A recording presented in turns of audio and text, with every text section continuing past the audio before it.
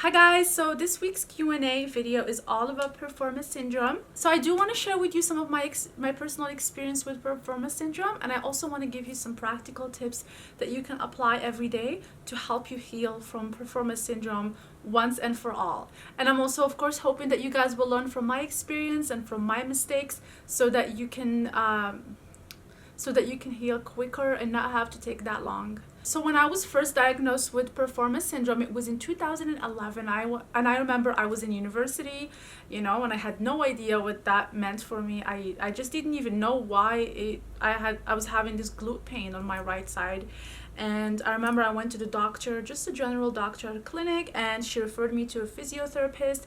And then the physiotherapist told me that I had one glute weaker than the other, and so the muscle was spasming, and all I had to do was just strengthen the muscle. So all I was doing was just doing strengthening, going to my physiotherapy sessions, and then after a few weeks I started feeling a lot better. And I believed that was all I had. And so I was feeling a lot better for a few more months, and then once again it happened. I was having again a lot more pain, the same side, and I was really getting frustrated because I was still doing the strengthening exercises. I was following through with the plan even though I stopped going to physio, but again the same issue. So I went to athletic therapy this time. I wanted to try something different, and again it was just doing the same old deep tissue massage, the same strengthening exercises, and I was starting to experience some inflammation too, and it was just a lot of weird stuff going on in my right hip. And I was very young. I was 21, and I knew that I wasn't doing anything crazy at the gym, so I was really wondering what could have caused all this pain. So after those couple years, it got really bad. I remember having these really bad spasms where I couldn't even move, I couldn't even do the basic things like sitting down, getting up, rolling in bed. Everything was so painful, and I remember I would get really bad sciatica pain too, and if I tried to stretch on the floor, I won't be able to get up. So I was so scared of getting on the floor because I knew that I was just gonna stay stuck there. I wasn't gonna be able to get up from the pain. It was very excruciating. And at one point, even the pain medication stopped working for me. I remember I would just be taking all these pills and nothing was working. I was barely getting any relief. So that's when I was like really trying to figure this out, and I got really mad at everything. I guess just the system and how nobody was really trying to figure things out for me. So I was doing my best to find out what was really going on in my body, like why am I experiencing all this pain. So I actually had to ask my doctor to get me to do an MRI or any scans that could show what was going on. And I mean, you would be surprised to know that nobody has ever suggested for me to do those scans. I had to go and actually really ask my doctor to send me to get an MRI done. And so the first MRI, I had two MRIs done. The first one showed a herniated disc, and then the second one showed an inflammation in my pelvic. So I don't want to talk too much about the second one just because it showed something totally different, but the first one showed a very small herniated disc. So I didn't get any surgery or anything for the herniated disc. I just wanted it to heal on its own. I did all I could to help the discs heal and regenerate through movement, through nutrition, and it got better. So after a few more months, I was feeling better. And that was when I also tried chiropractic treatments because I knew that my posture was not the best, because at that time I started an office job and I was sitting for long hours. And I remember since the very first day that I started that job, I felt horrible pain in my back, and I had a really bad chair, and just things really got worse and worse since my first day at that job. And I remember just trying everything under the sun in that little office space. I tried to make a stand-up desk with boxes, and I bought a kneeling chair. I brought different type of ergonomic chair. I brought my ball. I was doing postural therapies during lunch when nobody was there. I was just a freak of the office. I was always just trying these weird things, like wearing socks, wearing different shoes, doing stretches, like my whole life was just all about the pain. Since the moment I opened my eyes, it was all about like, where is the pain? How am I gonna get through the day? So things started shifting when I started putting my focus elsewhere rather than the muscle itself. And that's kind of the first thing that I want to suggest for you is there's no such thing as a bad muscle. All the muscles are there for a reason, and if they're giving you pain, that just means that they're trying to do the job. And I want to give you an example for something very simple. You know how people, a lot of times, they get muscle spasms in their back when they're always sitting on a desk and typing on the laptop. So what happens is that when your shoulders are rounded from all the typing and you're sitting in really bad posture like this, and your neck is moving forward too much and you're placing so much weight on your discs. So what happens is the muscles on the back, they're just trying to pull back the shoulders to put everything into place. So what they do is that they overcontract and they spasm. So they spasm in the back to pull everything together, right? Because your chest is also very tight from the typing, from the texting. That's kind of the default position of all people all day, just like this. So we get this pain in the back, right? And what do we do? What's the first thing that you do? You try to relax these muscles. You try to massage them and, release them and take medication to help with the pain. But you never think about why are the muscles spasming in the first place, And I think that when I started asking those questions is when things started shifting for me. So when I would go to athletic therapy, and I stopped just going and lying down there getting these massages that would give me short-term relief, and then I have to do it all over again every week. But I will go there and I will start asking questions, like, why is the muscle spasming? What's going on? And then the therapist will, sometimes give me some answers, should be guessing, oh, your pelvic is rotated. And I'm like, okay, why is my pelvic rotated?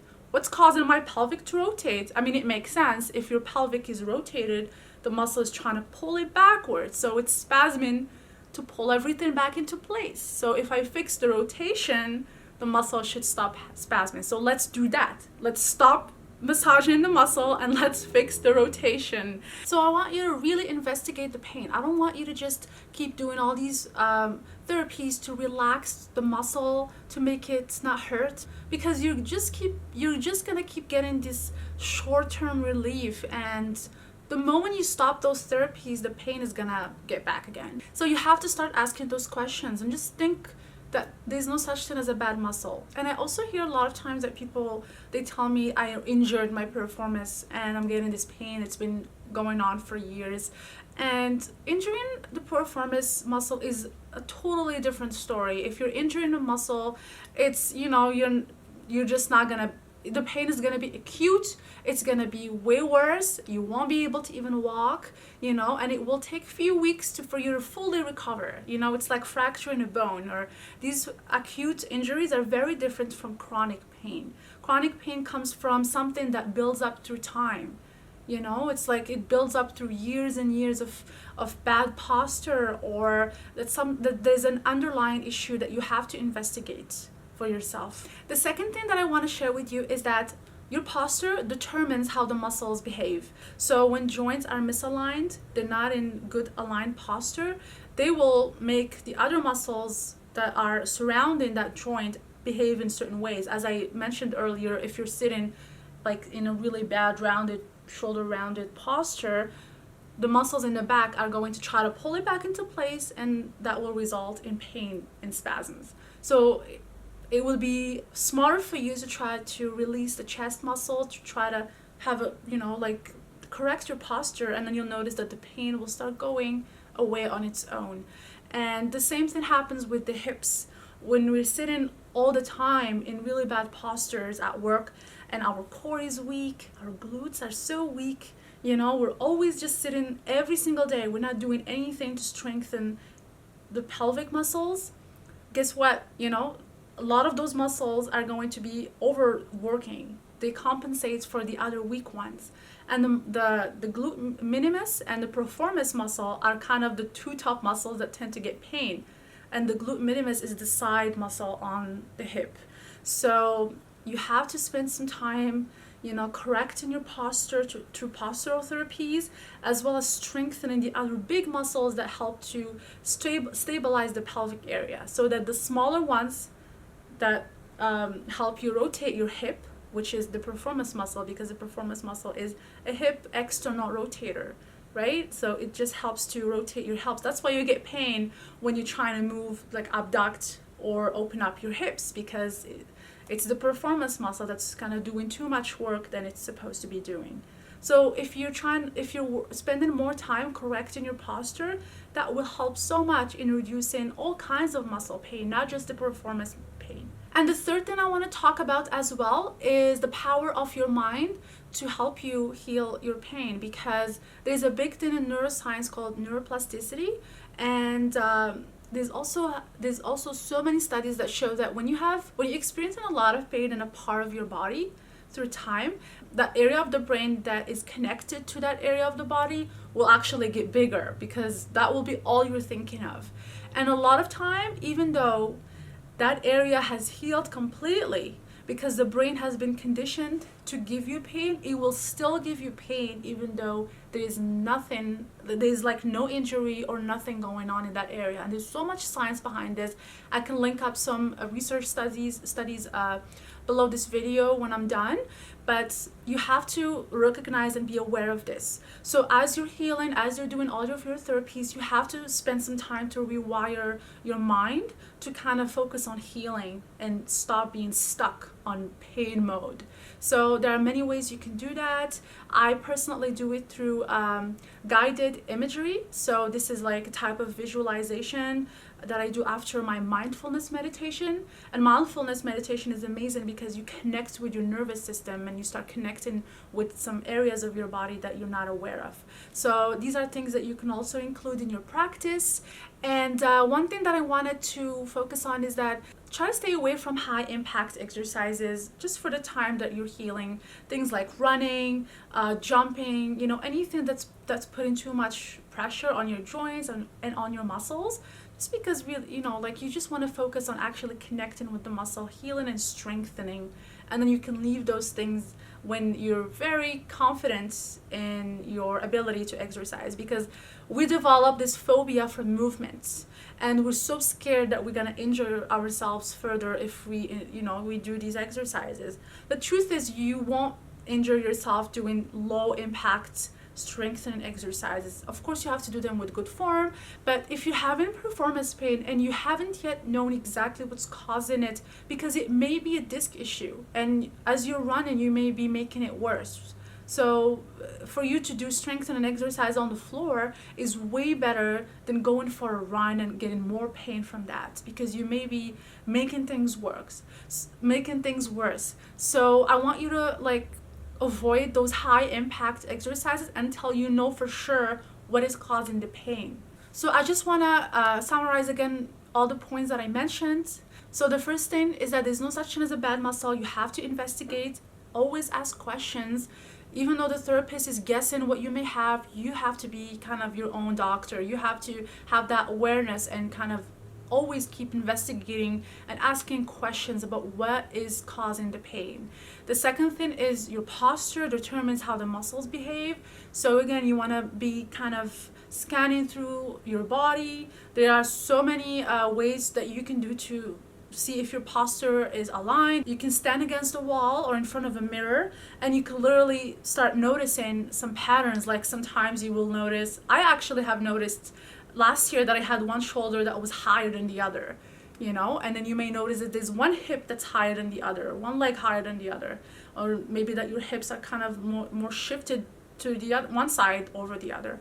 So you have to start noticing these things, and you gotta work on correcting that posture. And it works, you take it one day at a time. This is not supposed to be a 24-hour fix, right? Like the pain has built up through months,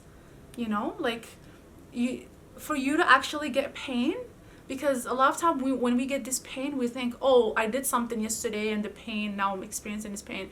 It doesn't work that way. You have been doing all of these things, they have been building up for months or even years, and now you're actually reaching that threshold where your body is giving you pain. Your body can't take it anymore and it's giving you signals. So you have to fix whatever is giving the signals, but you also have to be patient with it. And the third thing is to work on rewiring the brain to help it get into the healing mode versus the pain mode. And the last point I want to say is don't be scared to move. You have to keep moving every day. That's how you're going to encourage your body to regenerate and your joints to stay healthy.